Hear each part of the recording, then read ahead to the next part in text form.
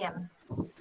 Bueno, muy buenos días a todos. Vamos a dar comienzo a esta mesa en el octavo foro de extensión, cuyo lema hemos elegido este año, pensando la extensión en escenarios de presencialidad y virtualidad.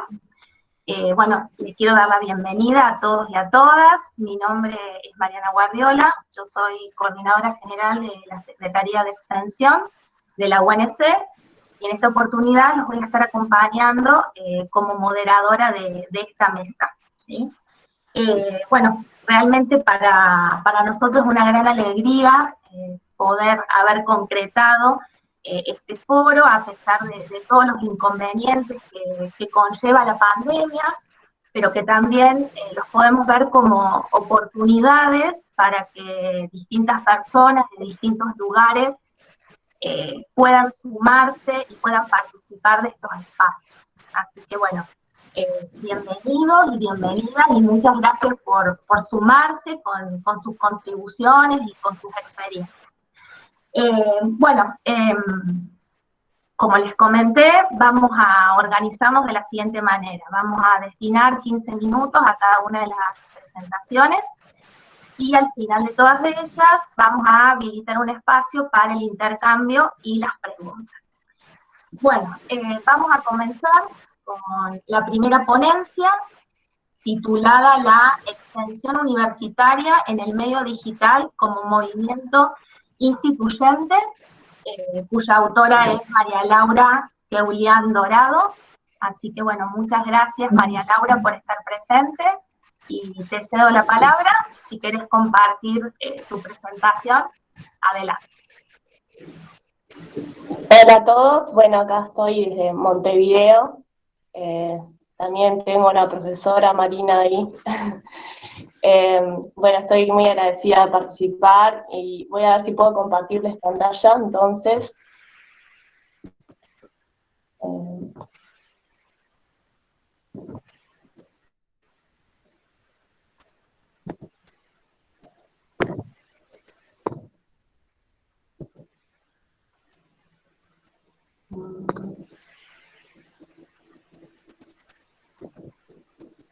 ¿Ahí están viendo la pantalla?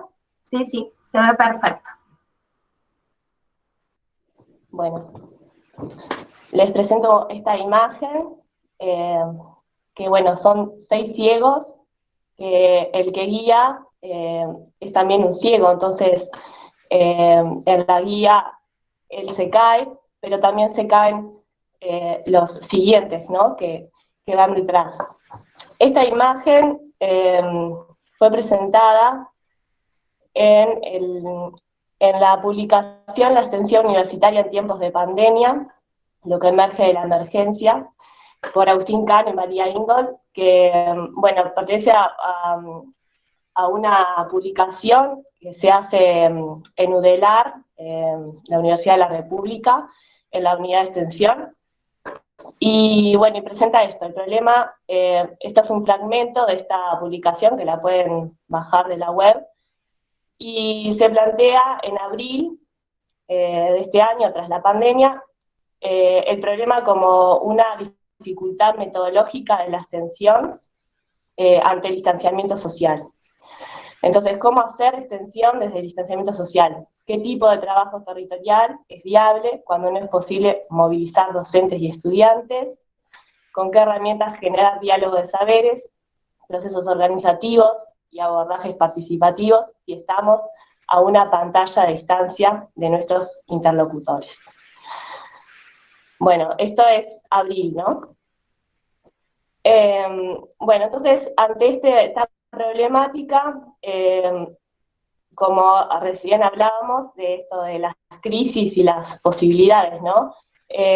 Bueno, estuve pensando en cómo se puede pensar la dificultad metodológica como posibilidades metodológicas nuevas, incluso más allá de la pandemia y del distanciamiento social. Es ahí cuando me pregunto cómo hacer extensión en el medio digital, y qué tipo de trabajo territorial es favorecido por el medio digital, es decir, incluso como articulado de los medios, y cómo el medio digital puede acercarnos sin necesidad de desplazamientos docentes, bueno, como en este caso ahora, ¿no? Que estamos reunidos gracias en parte a la virtualidad. Yo no sé si hubiera podido viajar a Córdoba. Entonces es una posibilidad más allá de la pandemia, ¿no? Y cómo aprovechar las nuevas entonces herramientas tecnológicas para generar diálogos de saberes, procesos organizativos y abordajes participativos. Estas preguntas creo que tienen sentido más allá de la pandemia. Bueno, después quiero presentar un poco lo que es la Comisión Sectorial de Extensión y Días en el Medio, o sea, la unidad de extensión acá, en UDELAR, tiene como misión promover las tareas docentes de extensión y días en el medio que se llevan a cabo en UDELAR. Estas acciones se conciben en interacción dialógica con la sociedad como parte de la docencia universitaria e inseparable de la enseñanza y la investigación. Desde esta especialidad le compete difundir la cultura, contribuir al estudio de los problemas de interés general y proponer una comprensión pública, defender los principios de justicia, libertad, bienestar social, los derechos humanos y la democracia. Bueno, yo no encontré de ustedes, de Córdoba, algo así como una misión, donde, ¿no? Misión y visión en la web. Bueno, a mí lo que me llamó la atención de esta misión es que hace un énfasis en el docente, en la figura docente, ¿no? Promover las tareas docentes de extensión. Y bueno, como estudiante, obviamente me pregunto un poco por qué hay tanto énfasis en esto. Bueno, y supongo que tiene un poco que ver con pensar la integralidad, ¿no? La integralidad concebida como la articulación con la investigación y la enseñanza. Entonces, bueno, sí puedo entender que haya esta cosa de los docentes haciendo extensión, que también articulan con sus investigaciones y que después transmiten eso, enseñan en la universidad. Entonces ahí hay un pienso desde la integralidad. De hecho, en la bibliografía que se puede descargar de la web de la Comisión Sectorial de Enseñanza, hay un abordaje muy pedagógico de lo que es la integralidad. Entonces, puedo entender este abordaje desde la función docente que hay en UDELAR. Y bueno, yo planteo un poco como el medio digital, como una comunidad digital y como nuevas posibilidades para pensar las integralidades. O sea, no pensar solo la integralidad, sino pensar distintas alternativas de integralidades. O sea, sí pasa que hay proyectos diseñados por docentes de extensión, pero también hay estudiantes universitarios que se reúnen y que después van a buscar a un docente y que en realidad el proyecto es de esos estudiantes. Entonces hay como lo que he experimentado dentro de lo que es la carrera de Ciencias de la Educación es eso, como que los estudiantes nos juntamos a veces y generamos los proyectos y no siempre es el docente el que tiene su proyecto y invita a los estudiantes. Y como el medio digital puede formar una comunidad digital donde la integralidad se mueva un poco, ¿no? De eso que estaba establecido, instituido. Entonces este es un poco el esquema pensando en las integralidades. Está, ¿no?, las funciones universitarias, enseñanza, investigación, extensión articuladas, y los proyectos que, bueno, hoy por hoy en UDELAR tienen como el medio no digital. De ahí fue la crisis metodológica que planteé al principio de esa publicación en abril, pero también está esta posibilidad nueva de un medio digital, de una creación de comunidad digital, donde los proyectos también puedan actuar. Ayer estuve participando en el foro de la presentación de una plataforma, EduAction, que era para inmigrantes y tenían toda una plataforma digital. Y bueno, eso para mí fue un claro proyecto de acción en el medio digital, que también está articulado con lo territorial, ¿no? Es como no pensar en una cosa o la otra, sino más bien en algo articulado. Entonces, bueno, si consideramos la ecología de saberes, ¿no? En este esquema, que sería lo que se amplificaría al amplificar el medio. Bueno, lo importante aquí es el mayor nivel de participación de los grupos sociales. Si creamos una comunidad digital, estamos como abriendo también la universidad a otros actores sociales, a cualquiera que pueda ver, como que abrimos, ¿no? Así es como lo imagino. Entonces, esos saberes pueden salirse de lo que es lo universitario o ese territorio puntual de acción de un proyecto. Y bueno, y la importancia de los estudiantes en la creación de la extensión. Este es otro de los puntos, que bueno, que tiene una razón también histórica, que bueno, Córdoba lo sabe muy bien, gracias al movimiento estudiantil es que la extensión se logra generar aquí. Y bueno, y hoy por hoy, en el informe de mayo de CECIAM, el 67% son equipos conformados por estudiantes universitarios.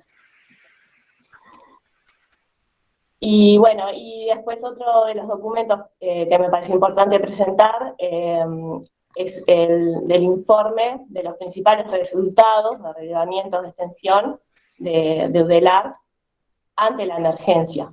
Y bueno, y ahí en ese informe, que bueno, hay que buscarlo con este título en la web, no lo encontrás fácilmente, pero si lo buscas con este título está. Bueno, ahí se puede ver que hay propuestas que realmente ya están como diseñando para el medio digital, audiovisuales, artículos que circulan en el medio digital debido al distanciamiento. Hay propuestas que también podrían amplificarse si tuvieran un diseño para el medio digital. Y también otra cosa que pude ver es que hay propuestas que podrían generar sinergia, porque realmente hay como líneas muy parecidas de equipos que estarían trabajando en lo mismo, pero que quizás ni se conocen. Entonces, como en el medio digital permite esta unión, más allá de un foro, podría los estudiantes pensar propuestas juntos. Y bueno, estas otras habla de los relevamientos, donde, bueno, ahí está el asesoramiento técnico, la divulgación, como menciones muy altas, ¿no? La coproducción, y bueno, y todo esto creo que realmente en un medio digital hay posibilidad de contribuir en esto que los proyectos necesitan. Entonces, bueno, como preguntas así que ahora sigo en lo que es esta investigación, bueno, pensar siempre en posibilidades nuevas, ¿no? De medio digital que además se ha venido desarrollando a raíz de la pandemia, o sea, las plataformas nuevas. Ayer hablaban de Genially, y como una plataforma de crear contenido, y bueno, todas las plataformas las estoy conociendo ahora. Puede el medio digital ser un medio de acción de proyectos convergentes, y bueno, el tema es cómo, ¿no? Cómo pensarlo en una perspectiva de integralidad. Cómo el medio digital puede favorecer la acción en el medio tradicional también. Cómo el medio digital puede favorecer la vinculación de la extensión, o sea, la integralidad, y qué necesidades presentan los proyectos estudiantiles. Eso también es importante, saber desde los propios proyectos qué necesidades van apareciendo, ¿no? Y bueno, después por último también cómo este medio digital puede fomentar y favorecer, ¿no? La interrelación entre estudiantes y proyectos docentes de distintas universidades y de América Latina. O sea, creo que a futuro vamos a poder hacer extensión vinculando universidades con universidades y equipos formados de distintas universidades. Eso me parecería maravilloso. Y bueno, este es como mi mate para compartirles, dejo mi mail por si quieren contactar, porque bueno, yo estoy realizando esta investigación ahora. Y bueno, hice un mate rizomático, estoy como pensando esto, las conexiones desde desde el rizoma, de conectar desde distintas naturalezas, distintos actores, y bueno, y así como generar posibilidades nuevas. Bueno, muchas gracias.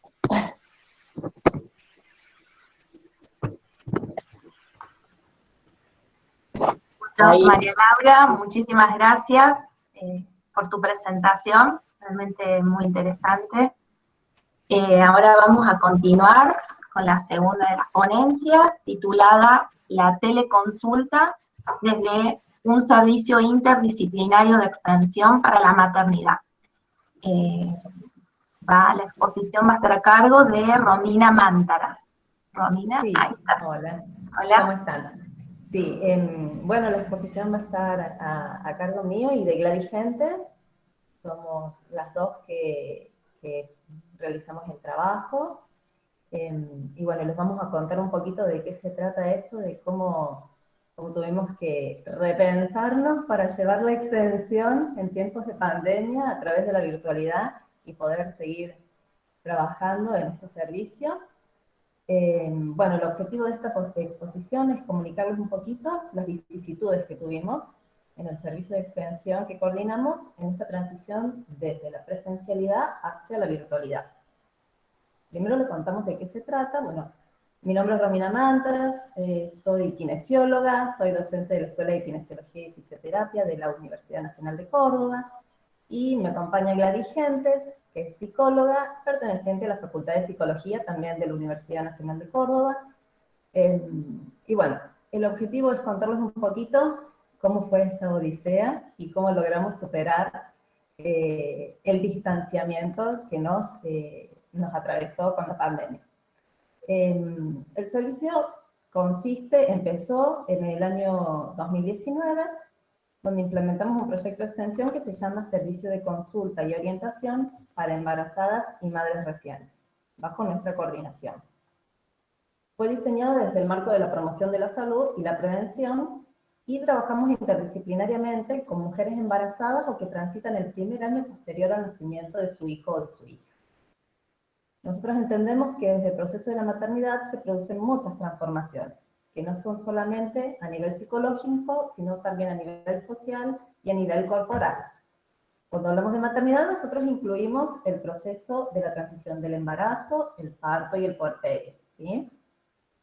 También entendemos que hay crisis vitales que acompañan estos conflictos y que pueden generar estados de mucha ansiedad y depresión, y también manifestaciones somáticas, manifestaciones en el cuerpo. En esta etapa del embarazo, parto y puerperio son múltiples las situaciones que se presentan, los estresores que se presentan, y que muchas veces sobrepasan la capacidad que tiene la mujer para dar respuesta a los mismos, y generan estas alteraciones emocionales en estos distintos aspectos. Es por eso la importancia que nosotros encontramos de trabajar interdisciplinariamente. Inclusive nos acompañan otros profesionales en el servicio, nos acompaña una psicóloga, y también damos talleres con el acompañamiento de un médico obstetra, ¿sí? Bueno, para la creación del servicio nos basamos en un marco normativo que está vigente, específicamente en la Ley del Parto Humanizado, en la Ley de Prevención de la Violencia contra las Mujeres, la Ley de Salud Mental, de Derecho de los Pacientes y el Programa Nacional de Salud Sexual y Procreación Responsable, entre otros. Este servicio se encuadra en la promoción de la salud porque busca mejorar la calidad de vida de las madres que asisten, y a su vez impacta directamente en la salud de sus hijos y sus hijas, ¿sí? Y también a través de la prevención primaria y secundaria, ya que apunta a trabajar sobre una población vulnerable que presenta problemáticas específicas, con el objetivo de lograr la detección precoz de las alteraciones corporales o los trastornos emocionales que puedan aparecer. El servicio también busca construir una red que permita tender líneas con otros servicios o instituciones, para que aquellas situaciones que no se puedan resolver en el servicio puedan ser referidas o derivadas a otros niveles o modalidades de atención. Bueno, este servicio que nosotros llevamos adelante ofrece un espacio de escucha en donde las mujeres pueden expresar sus dificultades durante estos periodos del embarazo, y el puerperio, con el objetivo de esclarecer los problemas y los conflictos de tal manera que puedan tomar decisiones más adecuadas, promoviendo el empoderamiento de sus derechos, el autocuidado y el cuidado de sus hijos. ¿Cómo funciona el servicio? Bueno, para solicitar el turno, deben responder una encuesta que tenemos online, mediante la cual nosotros obtenemos datos de esas interesadas, entre ellos el motivo de consulta, para saber si es más de índole físico o de índole de lo psicológico. Es decir, nos plantean si sienten molestias corporales, malestares físicos, o si presentan otras características, como ser tristeza, depresión, y eso nos ayuda a poder organizar de qué forma la vamos a abordar. A veces necesitan ser abordadas, según lo que ellas solicitan, solo por la psicóloga, y en otras oportunidades solo por la kinesióloga, o sea, los aspectos físicos. Pero la mayoría de las veces ellas manifiestan que necesitan un abordaje de ambos aspectos, entonces trabajamos conjuntamente. Cuando hacemos las entrevistas, utilizamos instrumentos de valoración. La psicóloga Gladys utiliza la escala de Edimburgo, y yo utilizo la anamnesis kinésica. A través de la escala de Edimburgo, lo que logra Gladys es hacer un tamizaje y detectar si existe riesgo de depresión durante el embarazo y el posparto. Y yo puedo, a través de la anamnesis kinésica, registrar aspectos físicos que presenta la consultante y poder ir haciendo ya un diagnóstico y ver qué información le puedo proporcionar para resolver esa situación que presenta. Por supuesto, la intervención finaliza con el esclarecimiento de la problemática que manifestó la entrevistada o con la derivación pertinente. Creemos que es importante ofrecer información adecuada y oportuna que ayude a las mujeres en la toma de decisiones con respecto a su salud, lo cual reafirma el ejercicio pleno de sus derechos y fortalece su autonomía.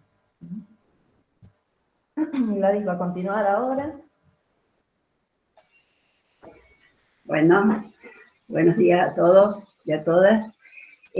Bueno, yo ahora lo que les voy a contar un poco es cómo fue ese pasaje del 2019, que fue cuando se empezó a implementar el servicio, y cómo pasamos a este 2020, bueno, en un principio muy caótico, ¿no? Y también qué enseñanzas nos dejó esta transición en estos 2 años. Durante el 2019, que fue cuando se comenzó a implementar este servicio, las entrevistas se realizaban en lo que es las instalaciones de la Facultad de Psicología en el área de extensión, que esa área cuenta con consultorios justamente para los servicios que están abiertos a la comunidad. En ese momento hicimos en el 2019 las entrevistas en forma presencial, y cuando impulsamos al comienzo, allá por abril, mayo del 2019, tuvimos una muy buena recepción y hubo muchas solicitudes de turno a través de esta encuesta online que hablaba Romina.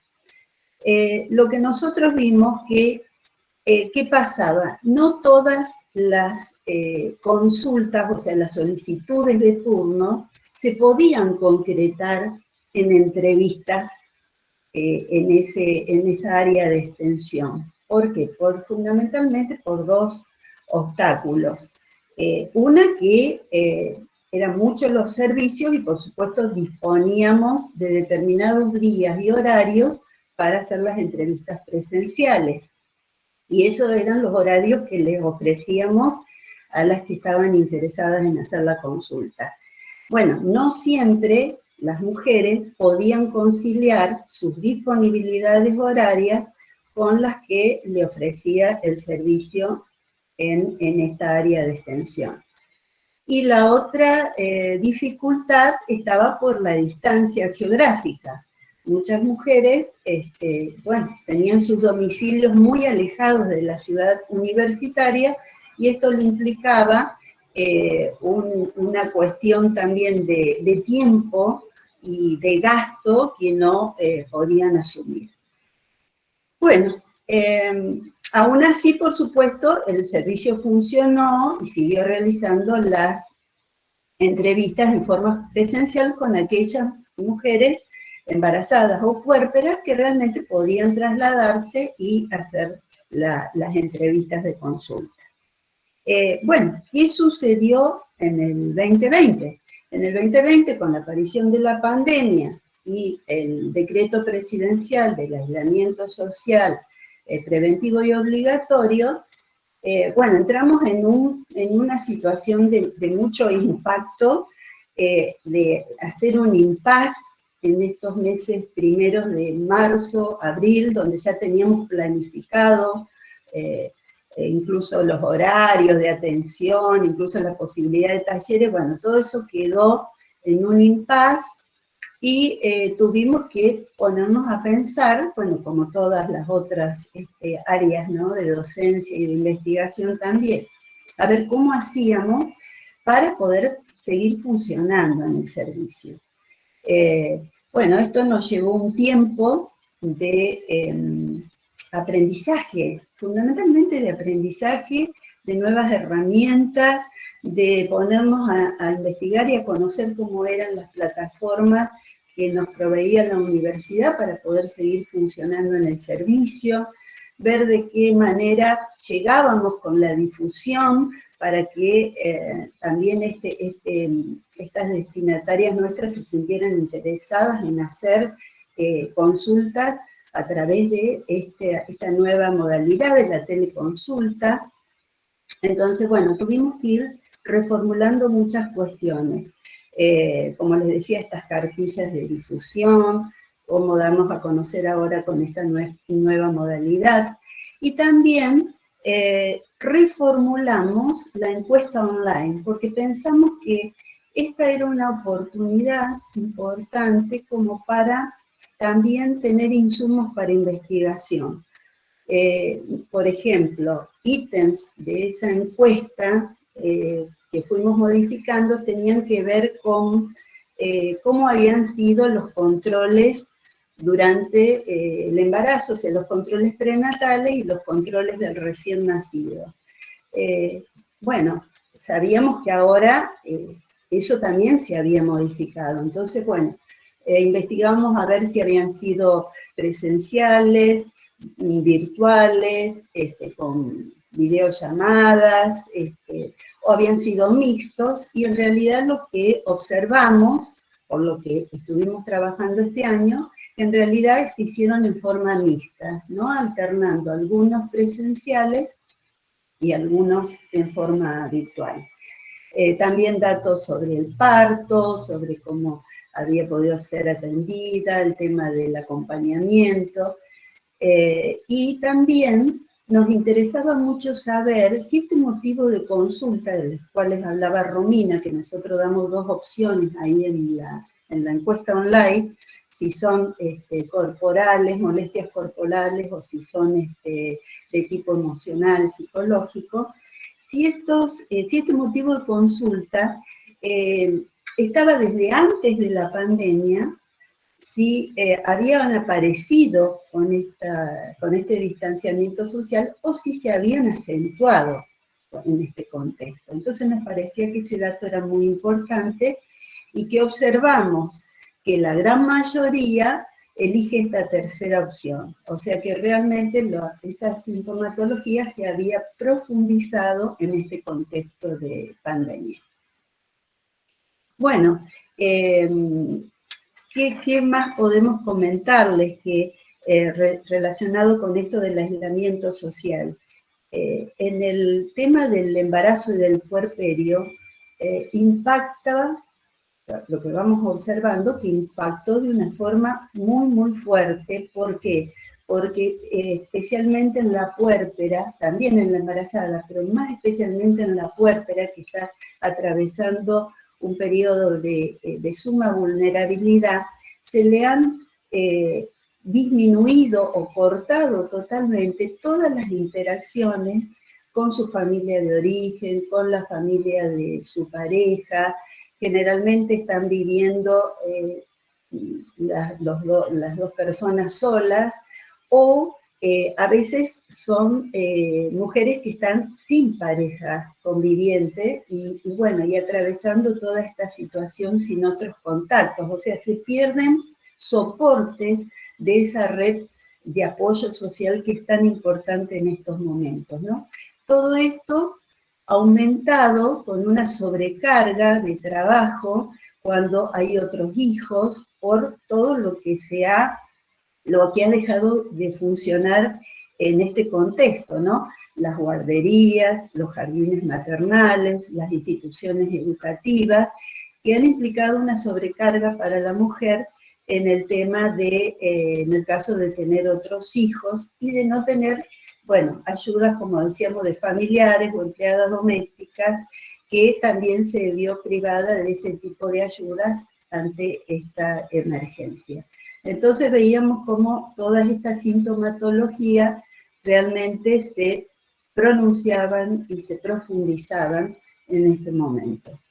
Bueno, como vemos, ¿qué podemos decir como para ir cerrando y sintetizando? Que esto que en un primer momento nos paralizó, porque realmente nos paralizó, no entendíamos cómo seguir, hoy sí lo podemos ver como una gran oportunidad, porque nos permite llegar en escenarios que antes eran totalmente impensados. Por ejemplo, tenemos consultas de mujeres de otras provincias.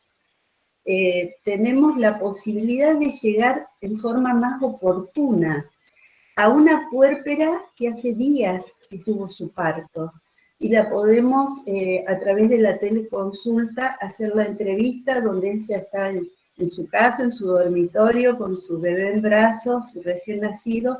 Entonces, esto nos permite una llegada que realmente nunca la habíamos pensado cuando diseñábamos este servicio. Así que dentro de la situación tan difícil que todos estamos viviendo por esta pandemia, bueno, es algo positivo el contar con este tipo de herramienta y poder hacer esta llegada con mayor flexibilidad, superando estos obstáculos temporoespaciales que los habíamos visto cuando funcionábamos en el 2019. Bueno, muchas gracias. Bueno, muchas gracias Gladys y Romina por compartir su experiencia. Bueno, ahora vamos a continuar con la ponencia titulada Extensión Universitaria, un espacio de resistencia educativa, cuyas autoras son Marina Camejo, Eugenia Villarmarzo y Carla Vica. Buen día, chicas. Buen día. Hola, buen día. Bueno, les cedo la palabra. Bien.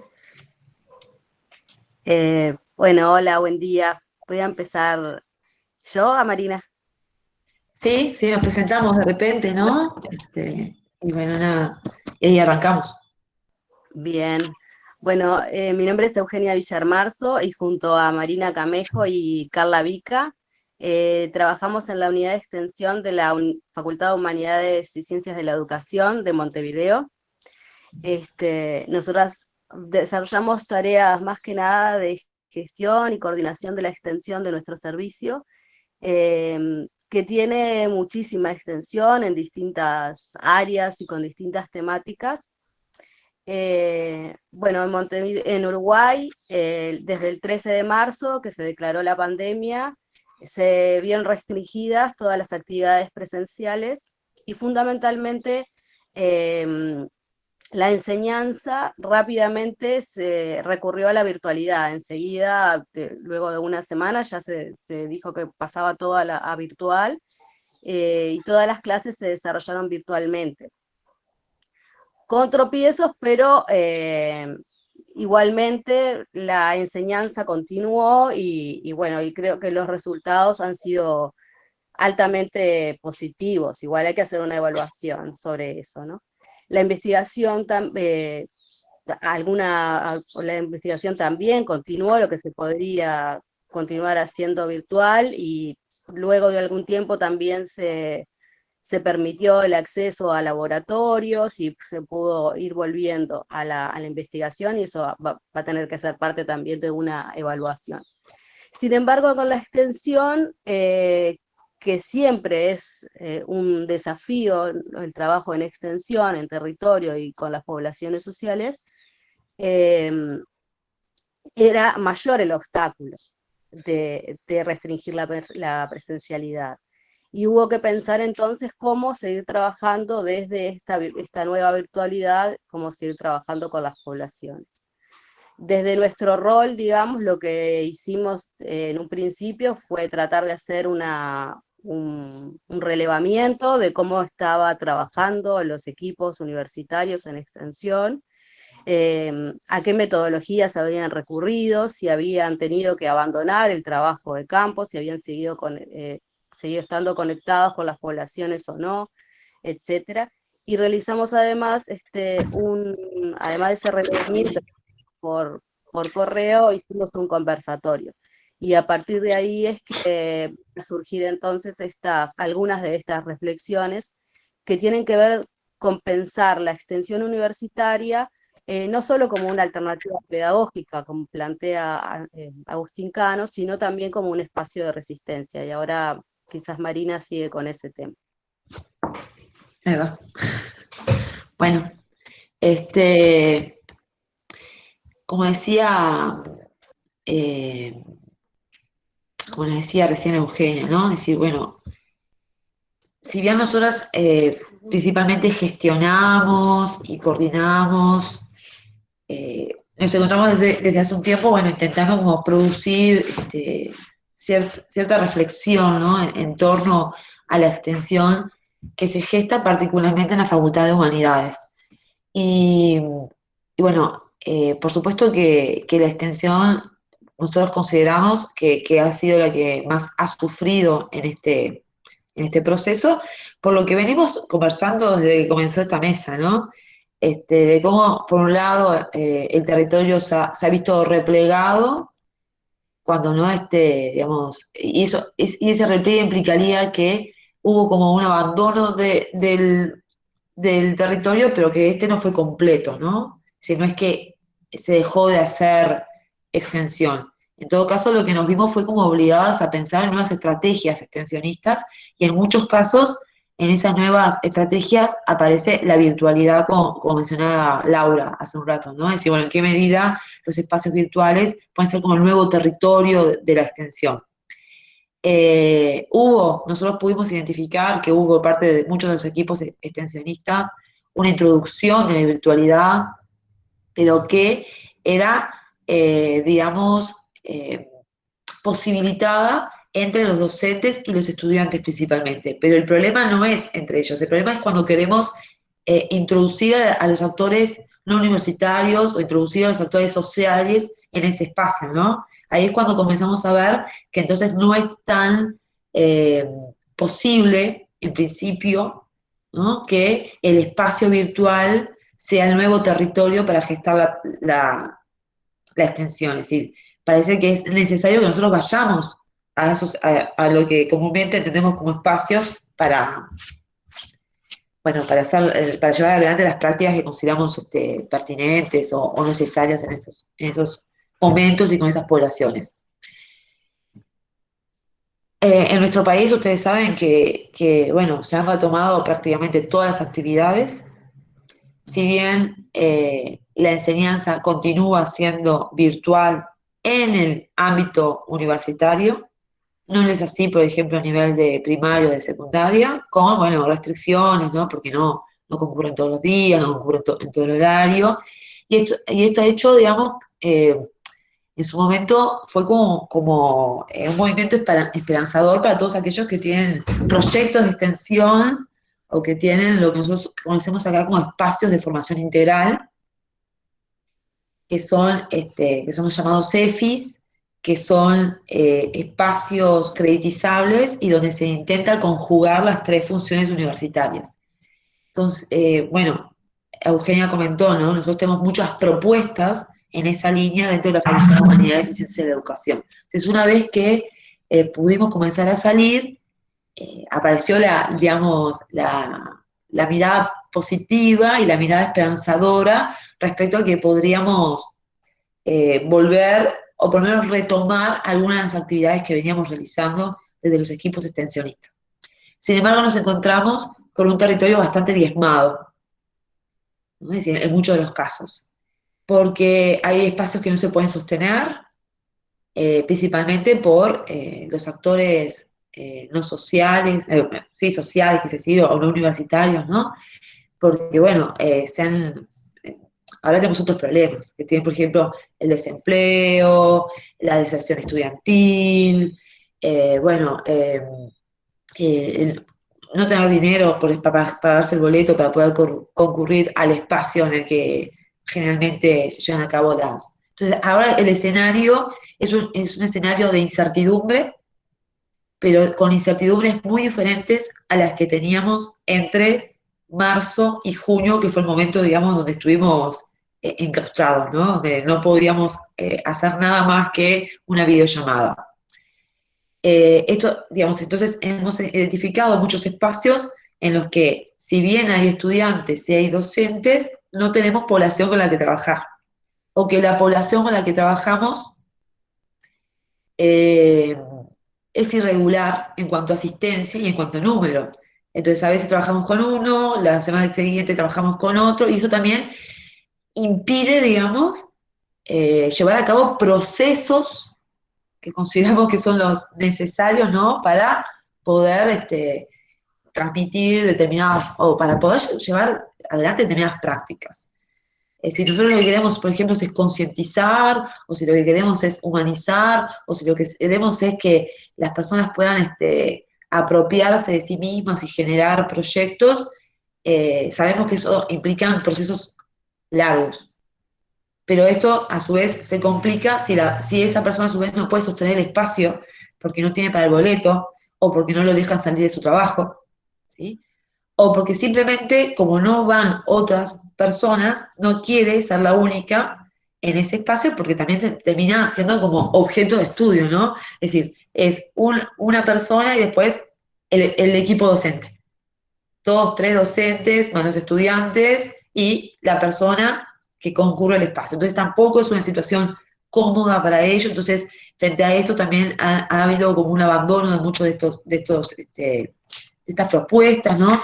Que hacen que tengamos que repensarla y que hacen que tengamos que, bueno, que hacer como una campaña de salir a buscarlos de a uno.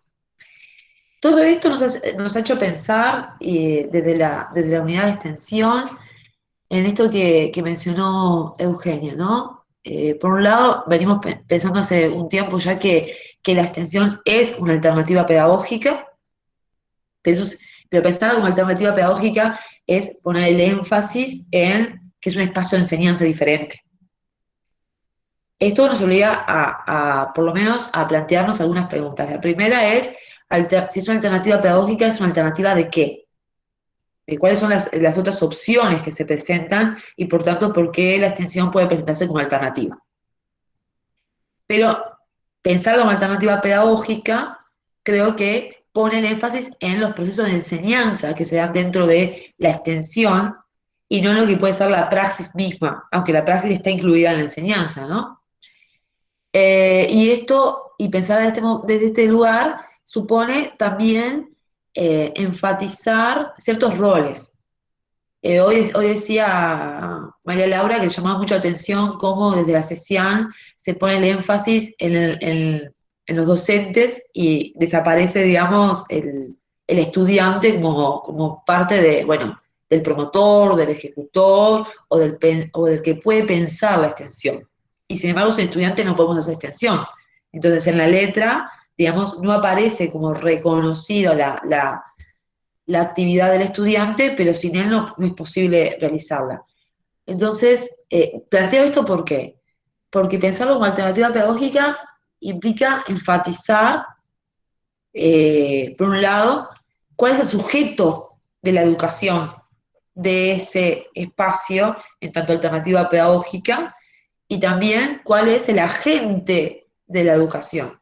Es decir, si uno piensa que el agente de la educación es el educador, En los EFIs no necesariamente, porque muchas actividades son llevadas a cabo por estudiantes. Entonces, esto obliga a pensar, o por lo menos nos obliga a, sí, a pensar cómo incorporar al estudiante en las actividades extensionistas sin que sea el estudiante, ¿no? Sin que pueda, digamos, sin que esté obligado, o mejor dicho, habilitándolo a posicionarse de una forma diferente en el espacio y en relación a la propuesta, y eso puede implicar, por ejemplo, desde toma de decisiones respecto a actividades, toma de decisiones respecto a los actores sociales con los que se podría trabajar, toma de decisiones respecto a las instituciones, etcétera, que por lo general están en manos de los docentes.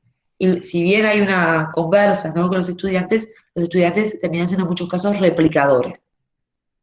Entonces, vuelvo a repetir, ¿no? Es decir, pensar la extensión como alternativa pedagógica nos permite, por un lado, ocuparnos del sujeto de la educación, y eso implicaría definir cuáles son las características de aquellos de esa población con la que trabajamos, y de la gente de la educación, ¿no? El saber, en este caso, no es que desaparezca, por supuesto, pero si nos paramos desde un paradigma crítico, sabemos que estamos abiertos a una circulación de saberes, que estamos abiertos a reconocer que hay diferentes formas de vincularse con ese conocimiento y de valorar ese conocimiento. Cuando pensamos en que la extensión es una alternativa, más que una alternativa, disculpen, un espacio de resistencia, es porque nos hemos amparado en algunas lecturas realizadas por o desde Giroud, ¿no? Y entonces creemos que si apelamos a la noción de resistencia, entonces podemos comprender más a fondo cuáles son las formas complejas que se gestan en estos espacios, y entenderlas desde ese vínculo que hay entre las experiencias, las estructuras de dominación y el poder que aparece allí atravesado, ¿no? Pero pensando el poder desde una perspectiva más Foucaultiana, es decir, el poder no solo como forma que se ejerce o como aquello que permite dominar, sino también el poder como aquello que permite resistencia y que se expresa de forma creativa, produciendo nuevas prácticas, nuevos mecanismos y nuevas estrategias. Entonces entendemos que la extensión puede ser entonces un espacio de resistencia si ésta busca la emancipación de las personas, ¿no? Y que esa emancipación puede verse favorecida a través de la promoción del pensamiento crítico, de la acción reflexiva, y sobre todo de poner en juego un conjunto de prácticas o un conjunto de estrategias que permitan estimular la lucha política, una lucha eh, que va a nacer o que se va a ir desarrollando a partir de aquellos problemas que sean identificados por el propio colectivo social, y que podríamos pensar, ¿no?, que permita generar como instancias de empoderamiento, ¿no? Es decir, bueno, que sus prácticas y que su conocimiento asuman nuevos lugares. Esa es la idea, ¿no? Es decir, creemos que la extensión es un espacio que colabora con la emancipación. Pero para eso, digamos, hay que ser conscientes de cuáles son las estructuras sobre las que se va tejiendo, y cómo es que se canaliza el poder, cómo es que éste se mueve, y entonces una reflexión, el diálogo, una acción amparada en esa reflexión es lo que entendemos que se puede promover. Bueno, más o menos eso, ¿no? Es decir, después podemos seguir conversando, pero eso como serían como los apuntes generales de lo que venimos pensando. Bueno, muchas gracias Marina y Eugenia. Vamos a continuar con la siguiente de las ponencias, experiencias educativas y jóvenes en situación de desigualdad social durante la pandemia por el COVID-19, cuya autora es Nair Florencia Abrán Sepúlveda. Nair. Hola a todos y a todas. Voy a compartir una presentación en la pantalla.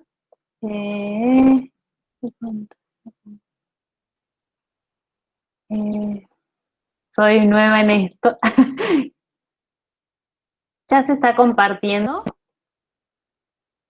No. No. ¿Ahora sí? No. A ver, ahora sí. Ahora sí. Espera un segundito, ahí se ve perfecto. Ahí está. Bueno, soy Nair, soy licenciada en Psicología de la Facultad de Psicología de la Universidad Nacional de Córdoba y quería compartir con ustedes mi experiencia en un proyecto de extensión en curso que llevo a cabo sin financiamiento en un programa de terminalidad educativa de la provincia de Córdoba, situado en el IPEM número 160. Bueno, está en el marco de este proyecto del Programa de Promoción de Convivencia en Instituciones Educativas, que tiene como objetivo acompañar y co-construir proyectos de abordaje de situaciones críticas en la convivencia escolar, co-construir con los actores institucionales y los jóvenes, siempre desde una perspectiva participativa y de trabajo colaborativo y de promoción de derechos. Esto de relacionar el fortalecimiento de los vínculos en la escuela con los soportes tiene que ver con el concepto de soportes trabajado por Danilo Martuchelli, quien entiende a estos como elementos materiales, afectivos y simbólicos que conforman una red que permite a la persona sostener su existencia. Mi trabajo con este concepto y con el PIT empieza en el año 2018, en el marco de mi trabajo final de la licenciatura en psicología, donde intenté indagar cuáles habían sido los soportes materiales, afectivos y simbólicos que habían participado en la terminalidad escolar de los y las jóvenes. Un poco lo que pude reflexionar a partir de esta experiencia es que las características del PIT se presentan como uno de los soportes claves para la terminalidad escolar, no solo porque propone un formato alternativo, más flexible en las condiciones de asistencia y promoción, sino además por los actores a cargo de su puesta en práctica, que hacen una fuerte apuesta a los vínculos de apoyo y reconocimiento y al fortalecimiento de las relaciones de pares al interior de la institución, que son dos cosas que los jóvenes en las entrevistas identificaban como claves a la hora de pensar qué era lo que les había ayudado a llegar al tramo final de la educación media.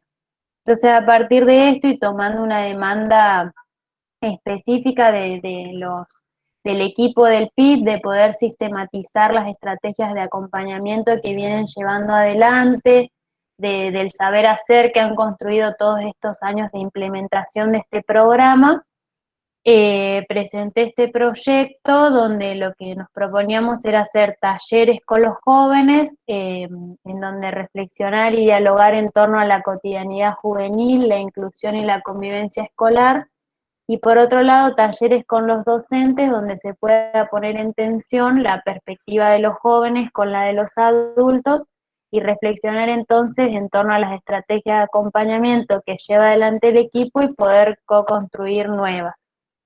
Lo que sucedió, un poco como se viene hablando en la mesa, no solo la llegada del COVID afectó un poco los objetivos de este proyecto, sino además que este PIT había sido, hasta el año 2019, había estado en una escuela ubicada en el centro de la ciudad de Córdoba y es trasladado al barrio Alto Alberdi, al IPEM 160, lo que generó que muchos de los jóvenes que asistían al PIT, que provienen de barrios periféricos, hayan tenido que pedir el pase a otra institución porque ahora esta nueva locación iba a implicar que se tomen 2 colectivos, que lleguen muy tarde a su casa porque el PIT tiene horario nocturno.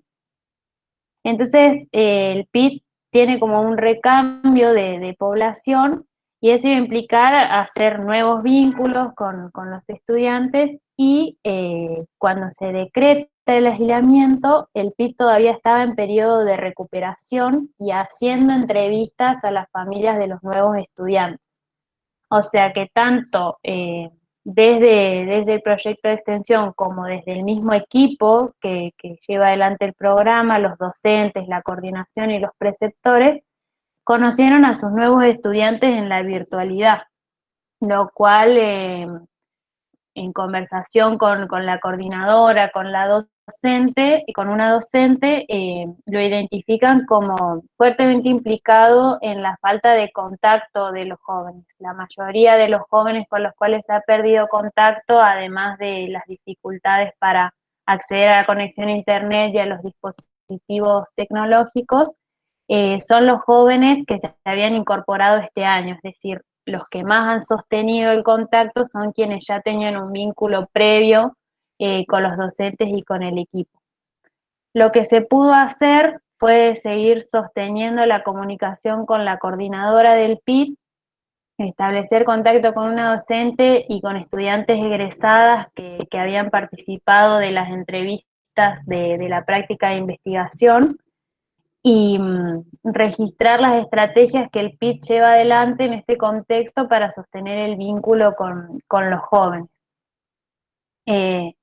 Bueno, entre las estrategias que vienen llevando a cabo está el uso de WhatsApp, donde no solo se envían por ahí las actividades, sino que también se le da mucho valor a poder saber cómo están los jóvenes, qué es lo que necesitan, y esto marca una continuidad con el trabajo que el equipo del PIT lleva adelante desde antes de la pandemia, como les decía antes, vínculos de apoyo y de reconocimiento, sobre todo a las historias particulares de cada joven, que bueno, como menciona en el título, es necesario tener en cuenta que son jóvenes cuyas historias están fuertemente atravesadas por la desigualdad social.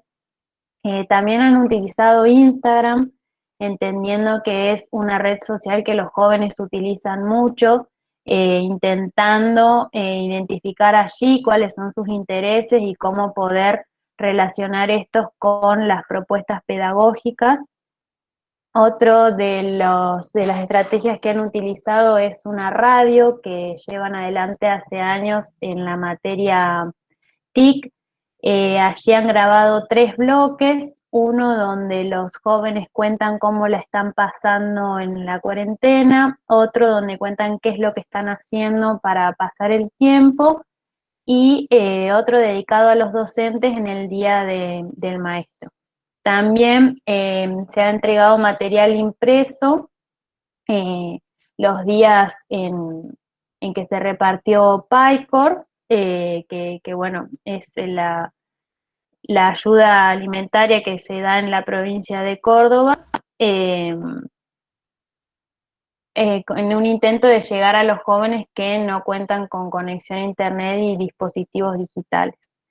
Bueno, con esta comunicación con la coordinadora, con la docente y mediante la escucha del programa de radio, lo que se puede decir respecto a la situación de los jóvenes es que hay muchos viviendo en condiciones de hacinamiento, con dificultades para acceder a la alimentación y al sistema de salud, atravesando conflictos intrafamiliares, conflictos previos que se han profundizado en este contexto y otros nuevos que han emergido.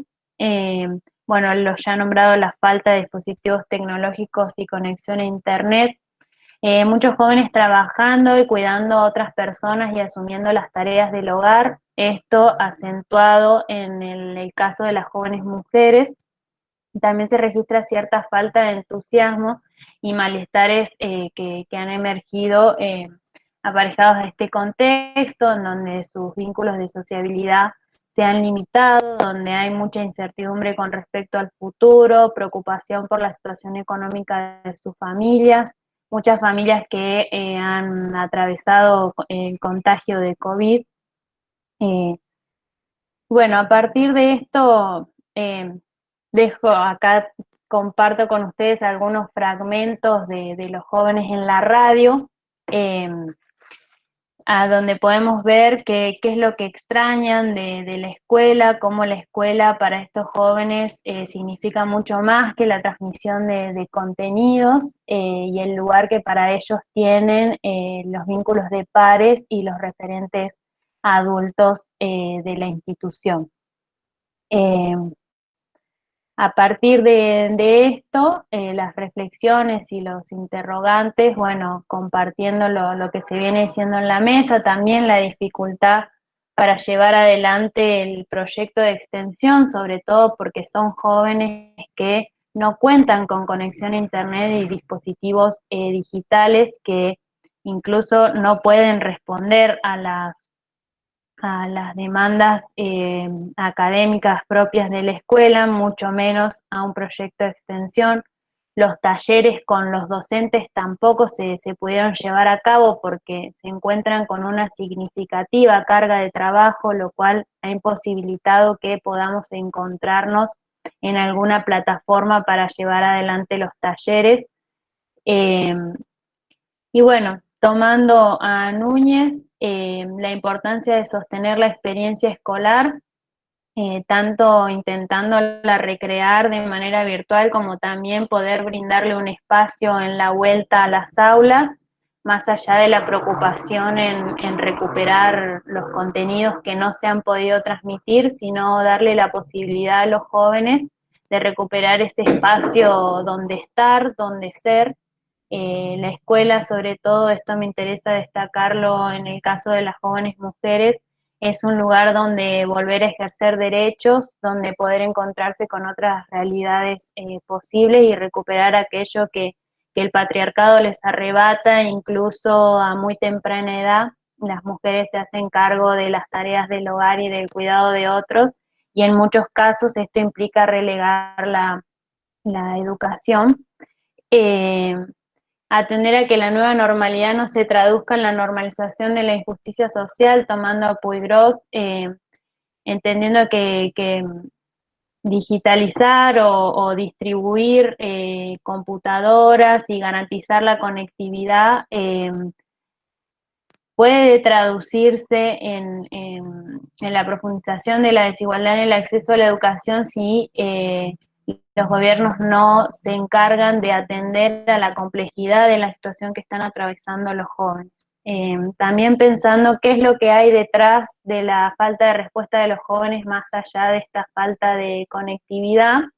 Me interesaba rescatar la noción de los jóvenes como sujetos de cuidado, sobre todo en un intento de construir esta imagen de los jóvenes que se viene instalando en los medios hegemónicos de comunicación como los responsables de los que transmiten el virus, en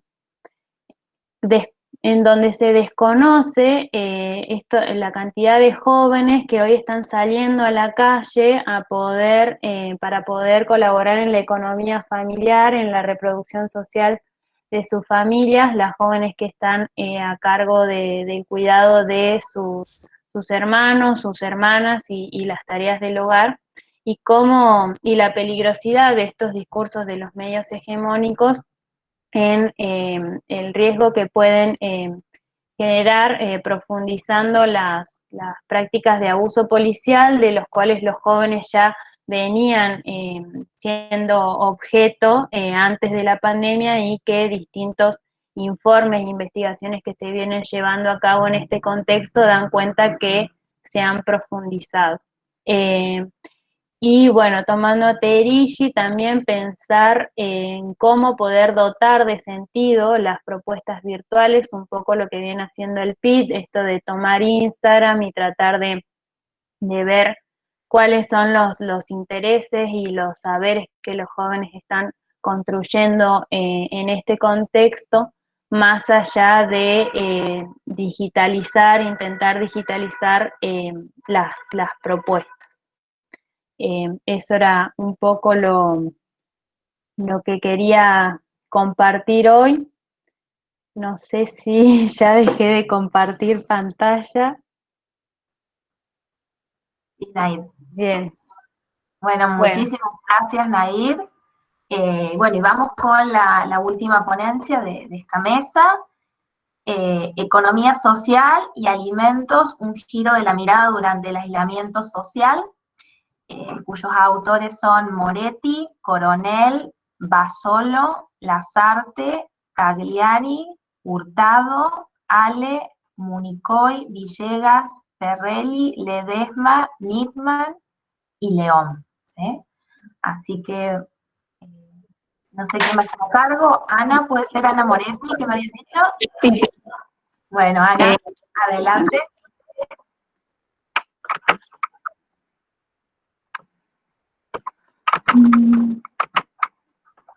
Bien. ¿Ahí están viendo? Todavía no. Sí. Ahora, perfecto. Genial.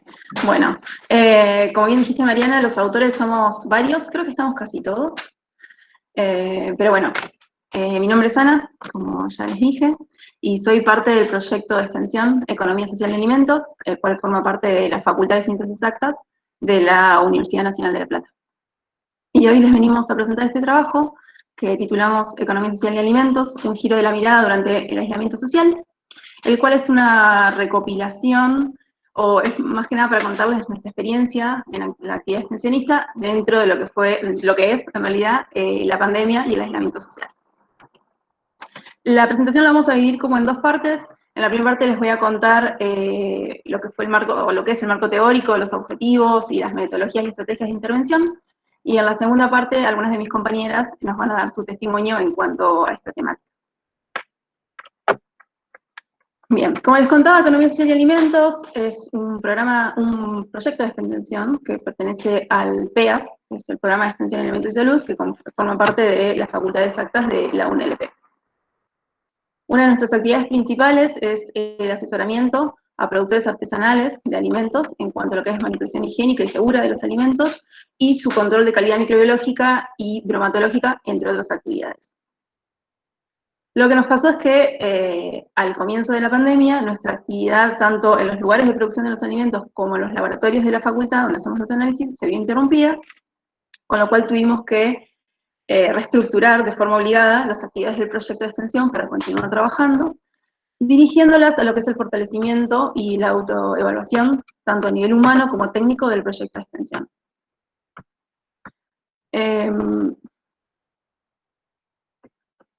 Bien, para eso lo que hicimos fue adoptar lo que son las actividades del proyecto a el modelo de orientación a efectos propuesto por algunas organizaciones en Latinoamérica y la perspectiva de ecología de saberes que mencionaba al principio Laura, que es propuesta por Boaventura de Sousa Santos.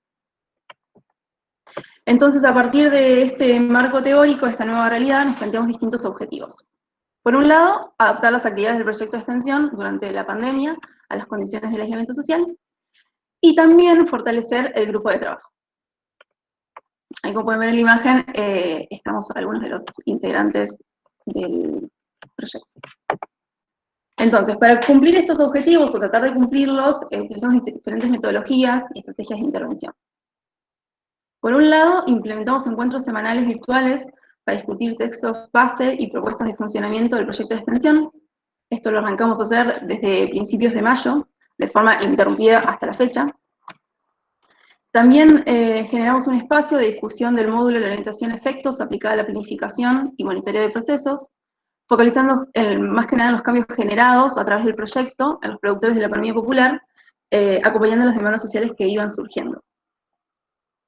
También tuvimos un espacio para hacer una revisión de los protocolos que utilizamos para el análisis microbiológico. En este caso trabajamos bastante con la yerba mate de Patricia, que es una compañera del proyecto.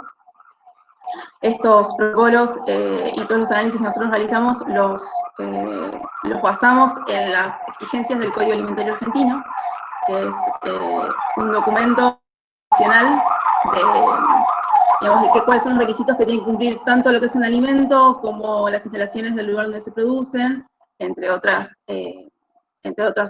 resoluciones.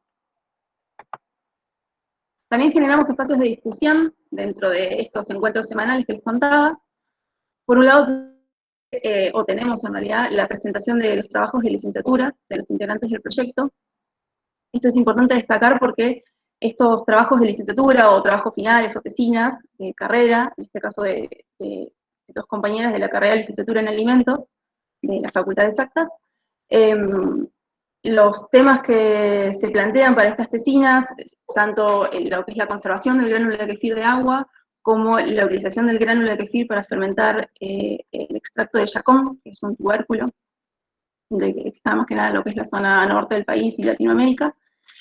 Nos importa mucho apoyar este tipo de trabajos finales o tesinas, porque sabemos que estos resultados pueden ser muy útiles en cuanto a su posterior uso en las organizaciones sociales y en los proyectos con los cuales trabajamos. También tuvimos, o contamos con nuestra compañera Patricia, que les contaba que es la elaboradora de yerba mate, que nos contaba un poco qué es lo que hace ella, lo que es la producción y comercialización de esta yerba mate agroecológica, y también comercializa infusiones.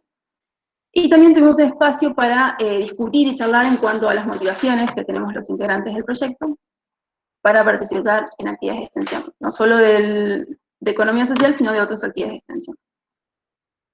Y también, como parte de la metodología de trabajo, diseñamos lo que llamamos experimentación en casa, lo cual consiste en que cada integrante del proyecto puede ser que evalúe un proceso de fermentación de los gránulos de kefir con las frutas.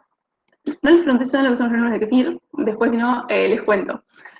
Y por otro lado también probar a ver lo que es, evaluar o analizar lo que es la elaboración de pan con gránulos de kefir como fermentador. O sea, en vez de ponerle levadura, por ejemplo, le poníamos gránulos de kefir. Y con todos esos datos, la idea es realizar talleres virtuales de formación para poner en común todos estos resultados. Por otro lado, el aislamiento social también ha potenciado nuestro trabajo en red con otros programas de extensión de la Facultad de Ciencias Exactas de la UNLP, como es la Cátedra Libre en Salud y Derechos Humanos. También interactuamos con otros proyectos y universidades, como es la Universidad Nacional de Hurlingham, dentro de la cual hay un proyecto en el cual estos trabajos finales o tesinas que les conté se enmarcan dentro de este proyecto de la UNAUR.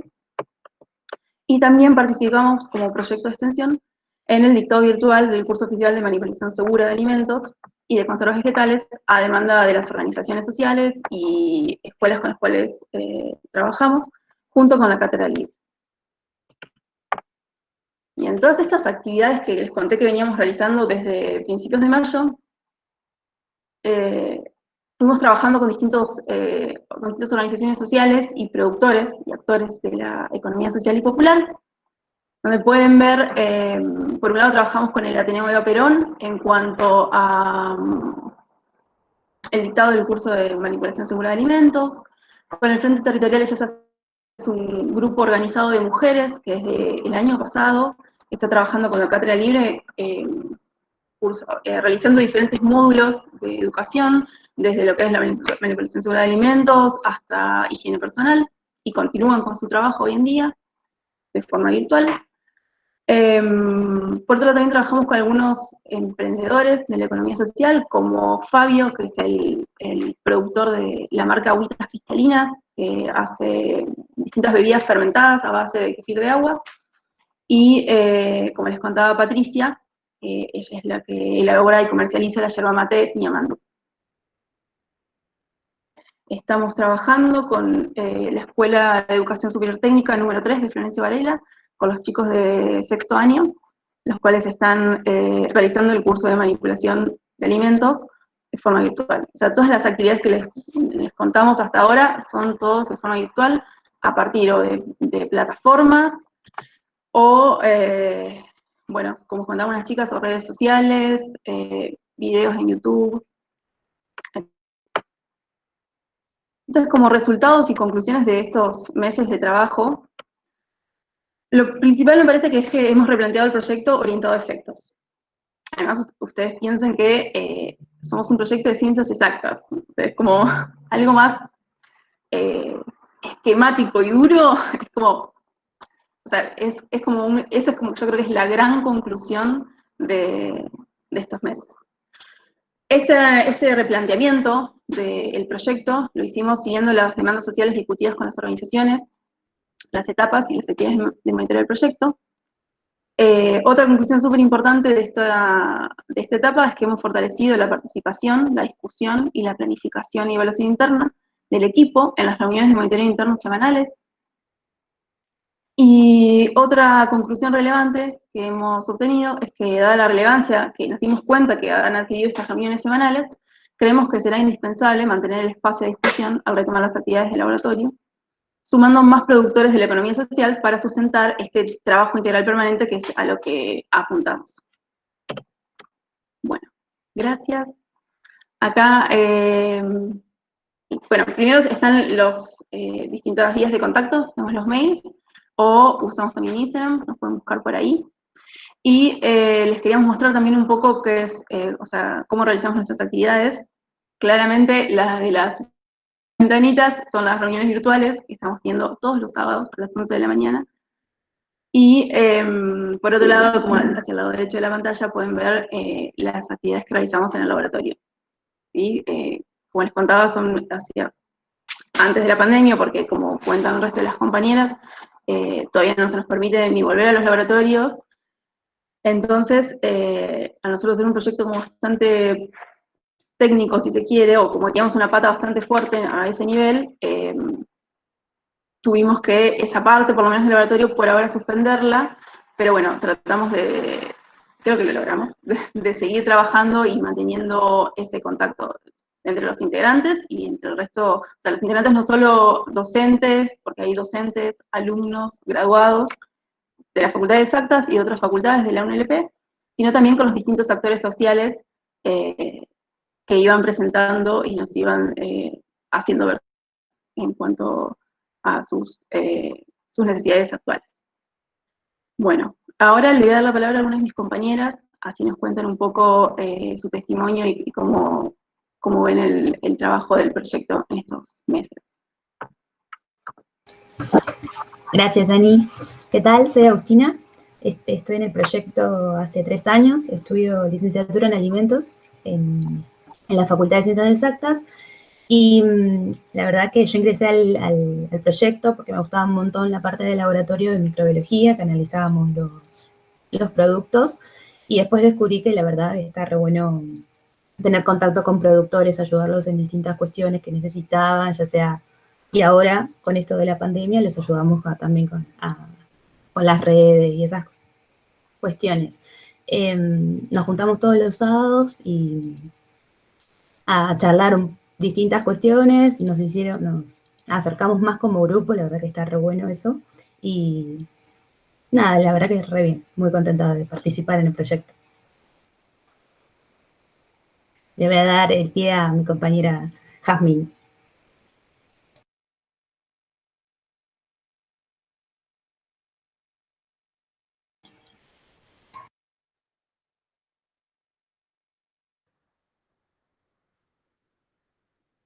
¿Has? No la estoy escuchando. ¿Ustedes? Me parece que tiene un problemita. A ver. No, no te escuchamos, Has. Ahí viene, ya. El audio de Yasmina es de remolón.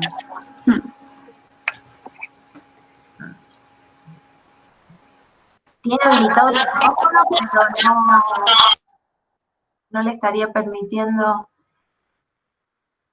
Se me ocurre que a lo mejor, Jazmín, que salgas y vuelvas a entrar, a lo mejor es alguna cuestión de la configuración, si quieres hacer ese intento. Y no sé si hay alguien más del equipo que quiera ir comentando. No sé, alguna de las chicas, Jonah. Ahí está Jazmín de nuevo. A ver, Jazmín. No, me parece que es algo.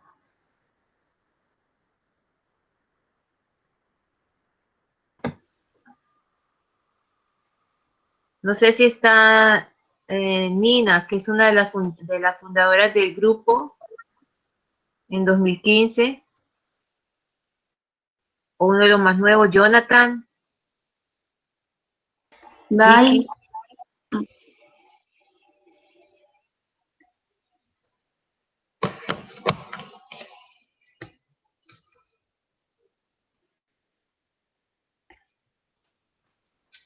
Yo estoy por acá, no sé si me escuchan.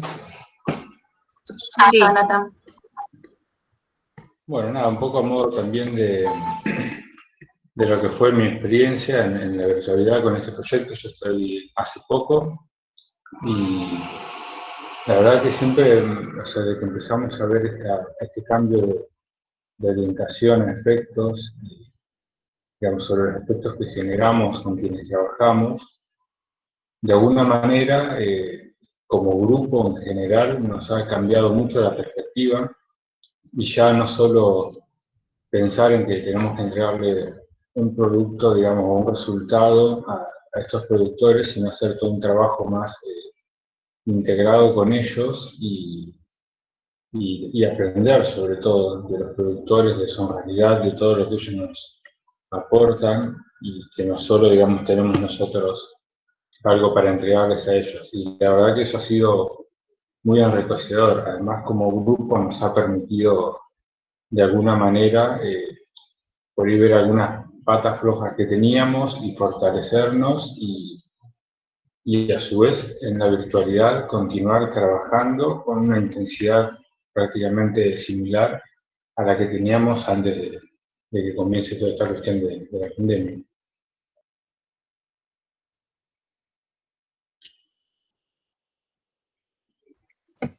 Gracias, Jo. Nina.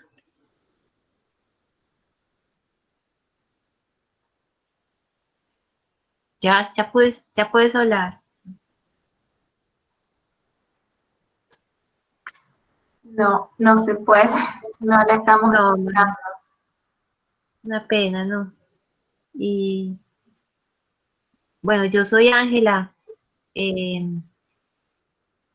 Soy la profesora, bueno, la viejita del grupo. Ya con nosotros empezó el proyecto en el 2014, en el 2015 se oficializó y yo quiero resaltar este giro que nos genera la pandemia, que a veces no nos damos cuenta cuando estamos con un grupo, y una de ustedes lo resaltaba en su exposición, que era que a veces nos volcamos mucho a hacer siempre el diálogo con la evaluación y la mirada del entorno, del externo, de hacia dónde estamos destinando nuestras actividades, y se nos pierde un poco lo que está al interior del grupo. Entonces, me parece que esto que estamos trabajando ahora por orientación a efectos permitió que nos sentáramos, habláramos y, como dice Jonathan, fortaleciéramos todas estas, digamos, aristas o dificultades que pudiésemos tener dentro del equipo y mirarnos también más, que es como si fuese una verdad de perogrullo, pero como seres humanos no perder de que como y a veces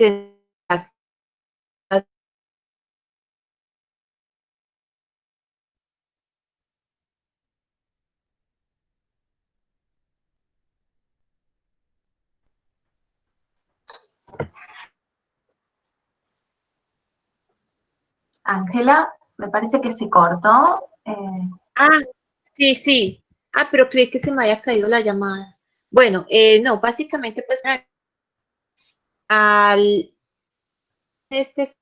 digamos, no, tomamos esta disciplina de estar juntándonos, pudimos girar la mirada más no solo hacia el análisis microbiológico, hacia el contexto social, a la incorporación de organizaciones a la discusión, sino también a mirar hacia adentro. Esto, como decían también ustedes, se convirtió una dificultad en una fortaleza, en una oportunidad para aprovechar los tiempos también en pensarnos como equipo. Bueno, eso era, quería dejarlo. Gracias. Bueno, muchas gracias, Ángela, y a todo el equipo. Y bueno, ahora tenemos unos minutos para destinar a los intercambios, así queremos hacernos algunas preguntas, algunas dudas, o queremos que nos comenten un poquito más de, de alguna propuesta en particular. Mariana. Sí, Fabricio. Perdón, desde Entre Ríos felicitarlo, desde Concordia. Bueno, me llegó mucho el trabajo porque soy de la Facultad de Ciencia de Alimentación, ingeniero en alimentos, y es mucho de lo que nosotros hacemos en parte, y la verdad que me vi muy reflejado, y me encanta que los estudiantes salgan al campo, interaccionen con la sociedad, con los productores, más siendo desde la universidad pública, digamos, devolviéndole mucho de lo que la sociedad nos da a nosotros. Y es cierto, ellos nos necesitan y nosotros necesitamos a ellos también. Así que nada más que felicitarlos, hermoso trabajo, quizás el que más me llegó, todos los trabajos estuvieron lindos, pero por ser el área de alimentos el que más me llegó, quería felicitarlos por el trabajo, la verdad que es muy interesante.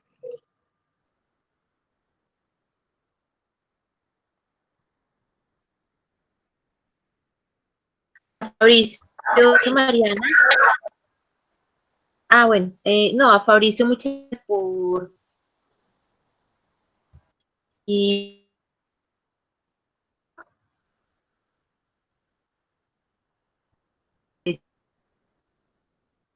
mayor, poder trabajar, como decía Anita, a nivel interuniversitario, individual, que la experiencia pueda replicarse con las particularidades de otros lugares. Así se escucha mejor. Sí, Ángela, me parece que ahora sí, un poquito mejor se escucha.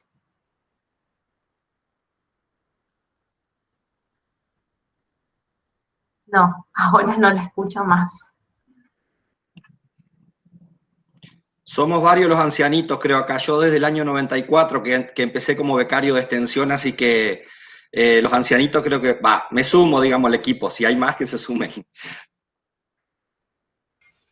Sí, tal vez hablando de los mayorcitos, ancianitos, este impacto de la pandemia y de este contexto de aislamiento que nos pegó a todos tan fuerte, digamos, para poder reconvertirnos y pensar, bueno, justamente creo que a cada grupo etario le impacta de una manera diferente, ¿no? Y yo particularmente, bueno, me vi en situaciones de tener que entrar a toda esta nueva tecnología que para una persona más joven resulta también como más fácil, ¿no? Más accesible y bueno, es todo un esfuerzo para poder manejarlas, para poder aprenderlas y ponerlas en funcionamiento, ¿no? Creo que, bueno, todos los que hemos estado en esta mesa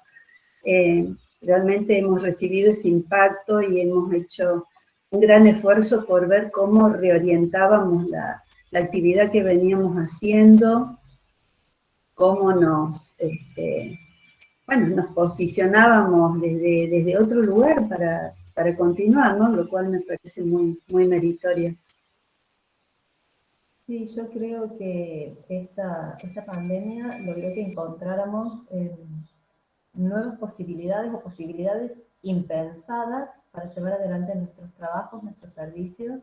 Tuvimos que reinventarnos, como les decía recién, y bueno, en algunos casos presentó más obstáculos que posibilidades y en otros servicios presentó más posibilidades o más facilitó el acercamiento y pudo resolver obstáculos que se presentaban en la presencialidad. Entonces es muy variada la cantidad de experiencias, ¿no? que se han presentado y cómo los hemos ido afrontando. Pero bueno, creo que en resumen lo importante es eso, que pudimos ir resolviendo de una u otra forma cómo seguir adelante con nuestros proyectos y seguir intentando acercarnos a la comunidad, ¿sí? Que es al fin de cuentas nuestra finalidad. ¿Sí?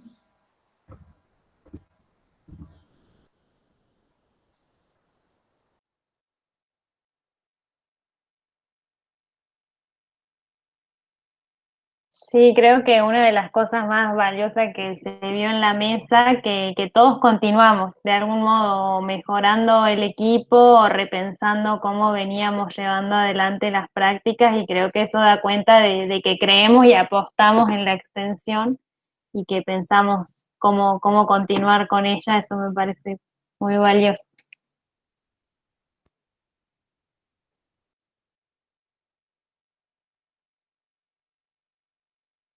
También creo que debería sostenerse, bueno, cada uno evaluará en su servicio, en su trabajo, debería repensar esto de sostener la virtualidad o hacer un trabajo mixto, como bueno, nosotros tenemos pensado hacer con nuestro servicio, porque nos abre puertas en nuestro caso para llegar a distintos lugares del país o inclusive internacionalmente. Ya el hecho de poder ver hoy participantes de otras provincias nos presenta otra realidad, ¿no? Como decía algún compañero, si no hubiera sido a través de la virtualidad no podría estar ahí. Bueno, hoy estamos, o sea, realmente es una puerta de oportunidades para trabajar, para abrir el espacio o la población o el intercambio con otros profesionales que a través de la presencialidad, que no sé si a ustedes les habrá pasado, pero yo no podía visibilizar o vislumbrar esta posibilidad de la virtualidad del trabajo interdisciplinario o interprofesionales con personas de otras localidades, otras provincias, otros países. Y ahora, bueno, todo es posible, es como que de pronto todo es posible. Podemos lograrlo, podemos hacerlo, podemos comunicarnos, podemos trabajar interdisciplinariamente, podemos expandir nuestros trabajos a otros países, otras poblaciones. O sea, no sé, se abrió una ventanita, se abrió una puertita y bueno, y creo que tenemos que mantenerla, ¿sí? O es una buena posibilidad mantener el trabajo mixto, Poder volver a la presencialidad porque tiene características que no nos la da la virtualidad, un acercamiento a la población que no lo da la virtualidad, pero la virtualidad nos da un acercamiento a aquellas personas que no tendríamos la posibilidad de acceder de otra manera. Así que bueno, es como para repensarlo, ¿no? Para seguir reflexionando y pensando las estrategias que vamos a seguir poniendo en marcha de acá en adelante, con los cambios que iremos viendo a futuro en función de esta pandemia.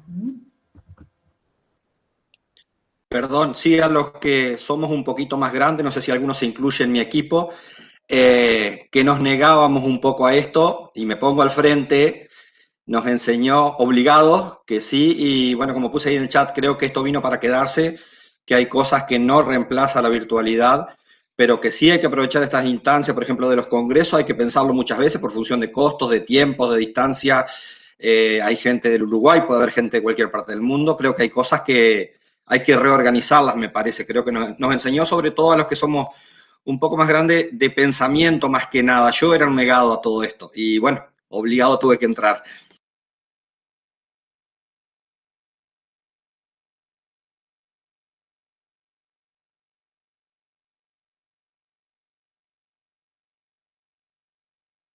Sí, también creo que por lo que comentaban otros expositores en el trabajo cuando es con adolescentes o con jóvenes, realmente la vía de acercamiento hacia ellos es a través de los dispositivos móviles, de las aplicaciones, a través de la virtualidad. Los chicos más jóvenes se comunican por esas vías.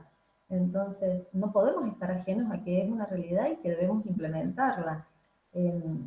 Insisto, no dejaremos de lado la presencialidad, pero es una gran vía de comunicación, no local, mundial, o sea, en cualquier parte del mundo. Díganme si muchos de ustedes no han estado haciendo videollamadas con algún familiar que se encuentra en otra provincia, en otra localidad, en otro país, en otro continente, ¿sí? Y bueno, cómo ha venido, como dice el compañero, a instalarse, y realmente, bueno, tenemos que acomodarnos, amigarnos con esta tecnología y verlo como una fortaleza, ¿no? Para llevar adelante algunos de nuestros proyectos o para continuar algunos de nuestros proyectos. Les cuento una experiencia que personal, antes impensada, un contacto de un investigador en maternidad, que es la temática que nosotros abordamos, de Estados Unidos, a través de mi hermano que vive en el continente, en Oceanía, en Nueva Zelanda, escribiéndonos, y ya está en contacto. O sea, antes quizás no hubiese tenido la capacidad de pensarlo, y ya nos estamos comunicando. Ella hace investigación en maternidad, nosotras con nuestra información, y ya se abrió la puerta. O sea, no podemos desestimar todas las posibilidades que nos está brindando, ¿no? Bueno, ese es mi aporte.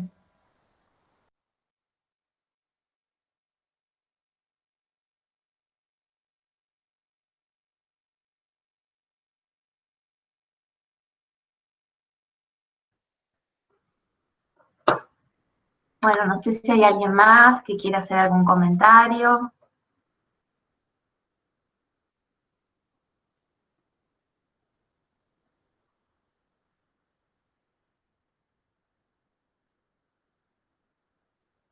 Bueno, comparto mucho las palabras de todos ustedes. Me parece que fueron experiencias diversas, pero que tienen como un denominador común, que es que todos nos hemos tenido que enfrentar a esta situación inesperada, y que hemos tratado de buscar la manera de reinventarnos, de repensar, de no quedarnos quietos, ¿sí? Sino de avanzar. Eso también lo que comentó Nair, me parece que es importante. No nos paralizó, sino que tratamos de buscar la manera, aprendiendo nuevas cosas, quizás a veces pidiendo ayuda a conocidos para poder seguir avanzando. Creo que eso es muy importante. Coincido plenamente en todas las bondades que tiene la virtualidad. También creo que no tenemos que olvidar que también hay otras cuestiones que con la virtualidad, como ustedes también plantearon, no las podemos abordar 100%, y que muchas veces pueden poner de manifiesto o enfatizar algunas desigualdades. Entonces creo que ahí nuestro rol es más que importante, justamente para poder desde la extensión empoderar a los ciudadanos. Así que creo que esta situación nos interpela desde el lugar que cada uno ocupa, desde las disciplinas diversas que hoy hemos tenido en las ponencias, nos interpela y nos obligan a pensar qué camino a seguir, ¿sí? Pero nunca deteniéndonos, sino que creo que siempre pensando en cómo superarnos. Pues también acá no solamente estamos pensando en el otro, sino que también en nosotros, ¿sí? Como sujetos que participamos en este vínculo con la sociedad. Así que bueno, celebro este espacio, les agradezco que se hayan sumado y que hayan aportado sus experiencias a este foro, que tengamos personas de distintas provincias y de distintos países. Creo que eso es muy enriquecedor. Y bueno, desde mi lugar, agradecerles por haber participado, por haber compartido estas experiencias, y por supuesto decirles que la Universidad Nacional de Córdoba siempre está abierta para nuevos vínculos y para seguir caminando y recorriendo esta extensión universitaria que tanto nos gusta y que es tan importante. Así que bueno, espero volverlos a encontrar en este camino. El foro se realiza cada 2 años, así que espero poder conocer cómo han continuado estas experiencias de acá a 2 años, o nuevas experiencias que puedan sumar y compartir con todos nosotros. Así que, bueno, desde la comisión organizadora del foro, quiero agradecer y bueno, muchísimas gracias a todos. Muchas gracias. Muchas gracias. Muchas gracias, Mariana. Gracias, Mariana. Muy Gracias. organizado. Gracias. Gracias. Todos.